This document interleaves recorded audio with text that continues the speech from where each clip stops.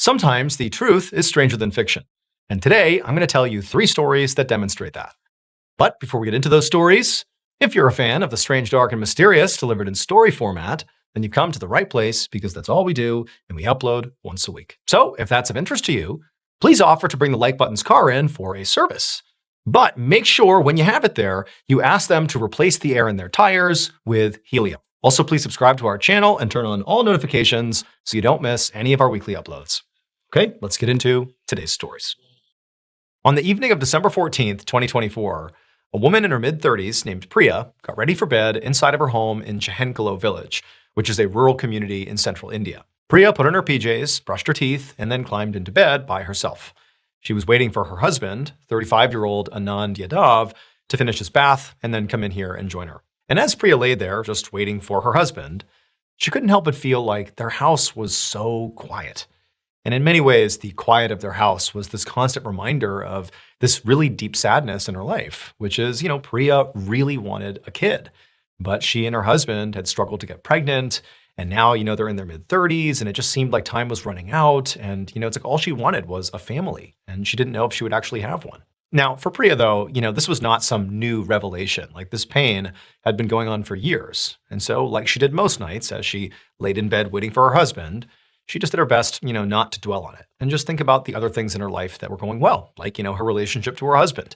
They were very happy and a very healthy couple. And so she's sitting there and she's thinking about that and again, trying to be grateful when the door opens to the bathroom and Anand comes out, but he's not dressed for bed. He's wearing a bathrobe, like he hasn't gotten dressed yet.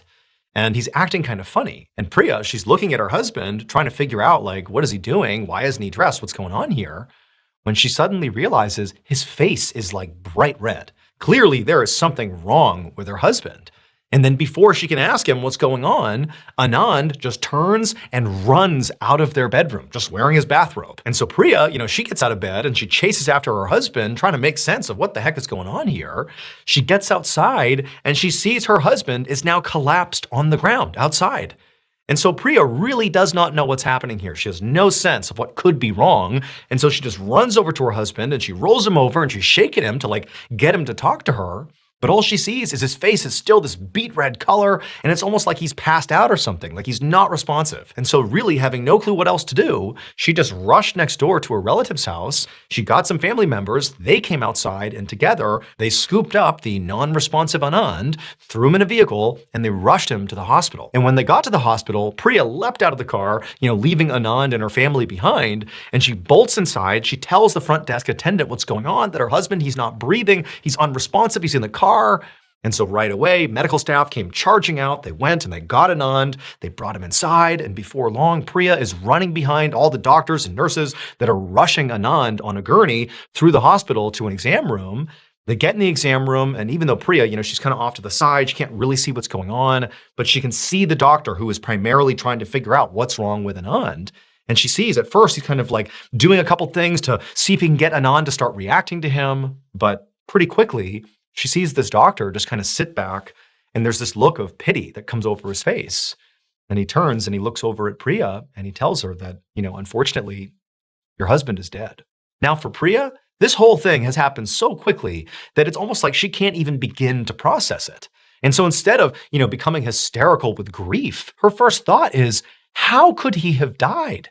Anand was a healthy guy. He's, 35 years old. He's in the best shape of his life. He's a happy guy with a robust social life. Like there's no reason he should be dying right now. Like what in the world happened here? What killed him? Like that's her question to the doctor. But the doctor said, he's like, I don't know. The only way we're going to be able to figure out what happened here is to do an autopsy because there's just nothing obvious. And so sure enough, a couple of days later, the hospital's pathologist was, inside of an exam room with Anand's body laying on a table right in front of him.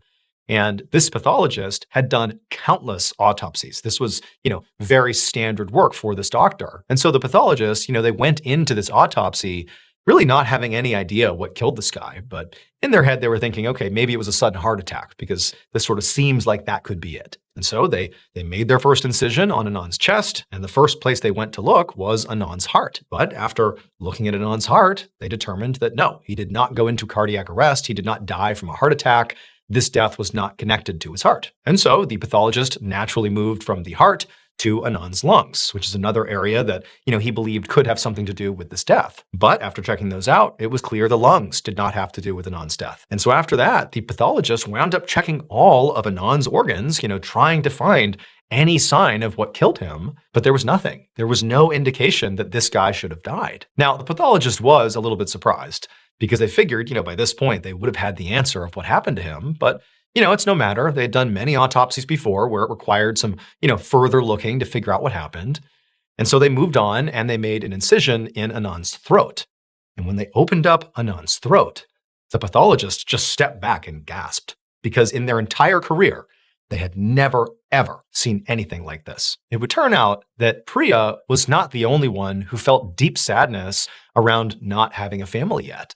Anand as well was just really heartbroken over the idea that, he was never going to become a father. And so without telling his wife, Anand had gone out and sought out professional help for their fertility issues. However, the type of professional help that he sought was a little bit unorthodox. Instead of going to see a licensed doctor, Anand went to see what's called a tantric, which is basically a practitioner of occult magic. And this tantric gave Anand instructions for how to perform this ritual that supposedly guaranteed, if he did it correctly, that he would be able to have his child. Anand clearly believed this tantric, and so after being given the instructions, he went out and gathered the necessary resources, and he took them home.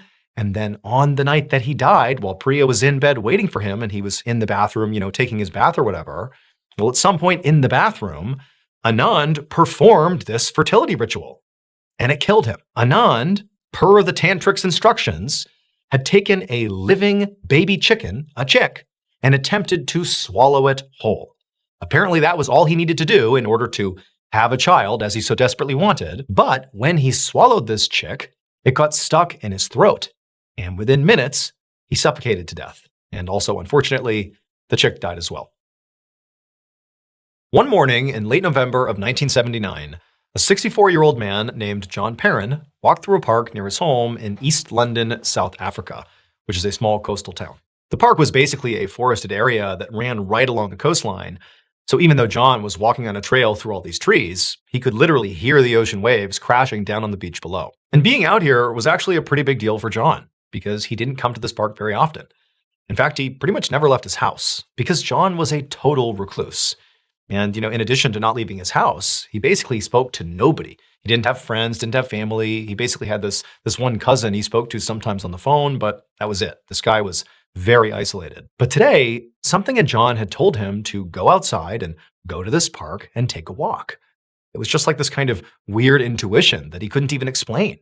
But he just hadn't questioned it, and here he was, doing what his gut was telling him to do. So now, he followed the trail through the woods and listened to the ocean down below, and he eventually went around this bend, and when he did, he saw there was somebody on the trail up ahead. It was this young man who John had never seen before, and this young man looked really anxious. He was sort of pacing back and forth on the trail, like he was trying to maybe build up the nerve to do something. At least that's what John's first impression was. Now, to John, this guy did not feel like a threat to him. It just seemed sort of odd what he was doing, and so John was curious, and so he continued walking down the trail closer to this guy to see what was happening here. Remember, John thinks he's here for some really divine reason in some ways. He doesn't really know what it is. He thinks his gut intuition has brought him here. Maybe it's this guy. And so he's walking down the trail, sizing up what he's doing, and as he gets closer to this man who's pacing back and forth, John realizes that the man is sort of pacing up to the edge of this cliff. Basically, again, this park sits right on the coastline, but the coastline is way down below. And John realizes this guy is pacing back and forth to the cliff and then going back over to the cliff and then back. And this is a massive drop off. This cliff is all the way down to the beach, easily a fatal fall if you were to fall off the cliff. And suddenly it clicks for John. This young man is contemplating taking his own life. He's working up the courage to jump off the cliff. At least that's what John is thinking. The young man is so locked in on what he's doing, he's barely even registering that John is here. He's still just pacing, building up the courage, again, it appeared, to jump off this cliff. And so John's standing there, not really sure what to do. And also there were these other people that were also on the trail that had sort of taken notice of the situation. And there was this crowd forming, sort of standing a little bit back of this young man, not wanting to unintentionally, startle him and get him to jump off the cliff. Everyone's just kind of standing there watching. But for John, as he's standing there, almost paralyzed, not knowing what to do, he's watching this guy go back and forth And then it was like everything clicked. Suddenly, John understood why he was here. His gut instinct had brought him here to go up and interact with this young man. And so John broke from the crowd. He walked up to this young man who was still pacing back and forth, and he put his arm around the young man, and he looked at him and he said, "I'll show you how it's done." And then John walked to the edge of the cliff and jumped. And the young man was so shocked by this that he just stood there and he watched as John plummeted down to the beach below and smashed into the ground and died. And this young man, he's so horrified by this, so shocked, that he decided he wasn't going to jump after all. Seeing it happen, seeing John do the thing that this young man was there to do, to jump off this cliff, to take his own life, to see somebody else do it was so awful that he decided not to do it. And so as he's having this revelation, the young man also distinctly felt grateful to John, for doing what he did, because in watching what happened to him, it showed the young man that in fact, he did want to live.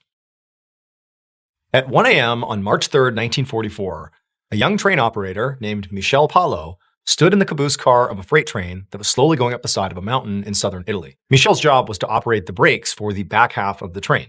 And tonight, he had to be on high alert because they were traveling under really dangerous conditions. In fact, Michel was worried they might not even make it to the next stop. So first of all, it was raining and snowing outside, so the tracks were naturally very slippery, which meant it was going to be harder for the train to get the traction it needed to go up the mountain. Second, the train's engine wasn't working as well as normal. And that was in large part because the coal the train company had to use was this really cheap, crappy kind of coal. Because this is 1944, World War II is raging, and a coal shortage had been created as a result of that, because all the good coal was being shipped off to be used in the war. And so, this train company had the bad coal. And then finally, the train was just way too heavy. Even though it was only supposed to be carrying the, small crew and the freight, the reality is there were over 500 stowaways on board weighing the train down. Again, this is World War II. There are all these people that are trying to flee war-torn parts of the world, and one of the ways they would do that is by stowing away on trains. And now Michel and the other crew, they were aware of these stowaways. It was not subtle. They're literally in the cars, they're on top of the cars, and they're just trying to make their way into Italy to get away from, war-torn parts of the world. And Michel and the other crew, they were supposed to call security and, tell these people to get off the train, but they didn't do that. They felt bad. And they sort of felt like, allowing these people to, make their escape was, a morally good thing to do. But tonight, between the horrible weather making the tracks slick and, the coal that was not very good and sort of made the engine not work very well, and all this additional weight from the stowaways, it just seemed to Michel like if there was ever going to be a time that this train could not make it up the mountain, it was going to be tonight. And so the reason he's on high alert is if the train reached a point where it could not go any higher for any of the reasons I've just told you, the train would start to backslide. And that's incredibly dangerous. And it would be on Michel and also the engineers at the front of the train to hit the brakes and stop the slide. And so Michel, he's on high alert. He's got the lever for the brakes. He's watching for any sign of the train slowing down, something like that. And they begin to make their ascent up this mountain up ahead. And at first, it's going relatively fine, but it was just very clear to Michel, who knew this train well, that it was struggling to get up the tracks. But he saw up ahead there was this tunnel they would have to pass through before they made the trip the rest of the way up and over the mountain. And Michel's thinking, great, the tunnel is going to provide us dry, clean tracks where the train, if we just get into that tunnel, we can sort of get some momentum, get through the tunnel and ride that momentum because we know the tracks are going to be good up and over the rest of the way. And so Michel he's anxiously watching as the train is sort of sputtering its way up towards this tunnel. He knows that's going to be the key. Just get to that tunnel and we'll be able to get over this mountain, no problem. And so up they go, inching their way, and he sees the front of the train goes into the tunnel, and right away he feels like the train's gaining a little bit of speed here as more and more of the train is getting onto those dry tracks in the tunnel, and they're moving right along, but then sort of inexplicably, the train begins to slow down as the train is, again, entering into this tunnel.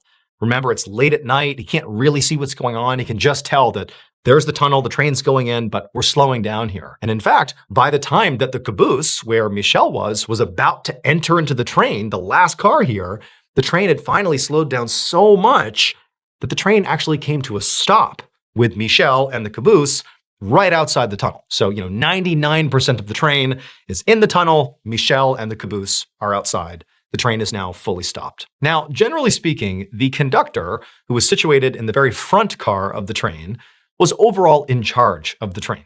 And so in any sort of emergency situation, it was often on the conductor to sort of make the call about what the crew was going to do in response. Now, the train was clearly not backsliding. There wasn't an active emergency here, but Michel knew that this is wrong. There really wasn't a clear reason they should be stopped here. If anything, again, this tunnel represented their best chance to move quickly and gain momentum and ride up and over this mountain. And so Michel does not know why they're stopped, but clearly there's some sort of issue. However, Michel knows from his training that what he needs to do is still be wary of the brake here, because for all he knows, maybe there is some issue with the train and it is backsliding, but it's just slow. And so he needs to be ready to hit the brakes. And so what Michel did is he held the brake and waited for a signal from the conductor. Basically, the conductor would blow a series of whistles that, Michel would be able to translate that would tell him what to do, whether it was, lock the brakes or come up and talk to me or any number of different things he might need to do in this situation. And so Michel, he's just sitting there waiting for the train whistle, but there's nothing. There's just quiet. There's no other sound except for the idling engine, towards the front of the train. And so Michel, he just started to have this bad feeling that this doesn't make sense. There's no good reason why we've stopped here. And so Michel, operating on gut instinct here, despite not getting any signal from the conductor, no whistles, no anything, he abandoned the caboose, he abandoned the brake station, and began walking from the caboose basically up the center of the train, going into the next car. And when he got into the next car, it's totally dark because it's 1 a.m. This car is the first car that he's walking into that's in the tunnel, so it's very dark. And he did have a flashlight, but he didn't want to shine it on the people who are sleeping in here because there's hundreds of stowaways. These people have had very bad luck. They just want to get out of the country. And so as quietly as he could, he's walking through the aisle of this next train car. And, he doesn't notice anything. Everybody is asleep for the most part. And he's walking along. And as he gets to the next train car, he realizes he's starting to hear a new sound. And it's not coming from in the train. It's coming from somewhere outside in the tunnel. It's like this loud thumping sound. Something is hitting the rocks on the side of the tracks somewhere in the tunnel. And, Michel, he doesn't know what it is. He still doesn't know what's going on. He hasn't discovered any sign of, what has actually happened here. And so he just keeps on walking. And as he goes into the next car, he continues to hear all these thumping sounds somewhere outside. And the train's still not moving. There's no whistles from the conductor. By the time he's about halfway down that next train car, he's now into the second car he's investigating. He realizes that in addition to the odd thumping sound and the lack of movement and lack of anything really going on in this tunnel, he also realizes that the car itself that he is in is very quiet. Remember, there's basically dozens of people in each of these cars kind of laying on each other, sleeping as they make their way into Italy. And so for the first time, Michel turned on his flashlight and he's aiming it at the ground right in front of him. And he turned and began to scan all the stowaways sleeping in this car. And what he saw was so horrifying, he dropped the flashlight, turned, and ran out of the tunnel. It would turn out Michel was right to be concerned that this train might not be able to make it up this mountain. By the time the train sputtered into that tunnel, despite the fact that, yes, the conditions were much better in the tunnel for the train to maintain speed and momentum, despite that, the other factors were too much to overcome. The train was too heavy from all the stowaways, and the coal was quite bad, so the engine was not as powerful as it normally would be. And so even though the tracks were not slick, it was just too much. And so the train ground to a halt inside of the tunnel. And so what needed to happen as soon as the train came to a stop like that is the conductor and the crew at the front of the train, they needed to basically jumpstart the train. They needed to put as much coal as they could into the furnace to get this engine turning enough that it could pick up speed again and continue their journey. They basically needed to rev the engine, if you will, and really fire this engine up and get it going. But in order to do that, they had to put a huge amount of this coal into the furnace to make that jumpstart happen. Because again, this coal is not high quality. It doesn't burn as well. It's not as efficient. And so basically what could have been accomplished with 2 times the amount of coal, you needed like 10 times the amount of this bad coal to do the same thing. But one of the byproducts of burning this type of coal, really coal in general, but especially this cheap kind of coal, and especially this much of this cheap kind of coal, is it produces a ton of carbon monoxide. And that filled this tunnel. Michel was outside of the tunnel. His caboose was the one car that was not in the tunnel.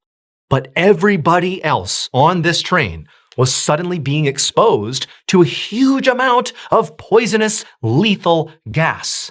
and it killed virtually everybody on this train very quickly. Those thumping sounds that Michel was hearing were the sounds of people's bodies after they had died rolling off the train and falling to the ground. When he walked through the train car and looked around, the reason it was so quiet is everybody in these train cars were dead. Out of the approximately 600 stowaways and crew who had been on board this train, 521 were found dead.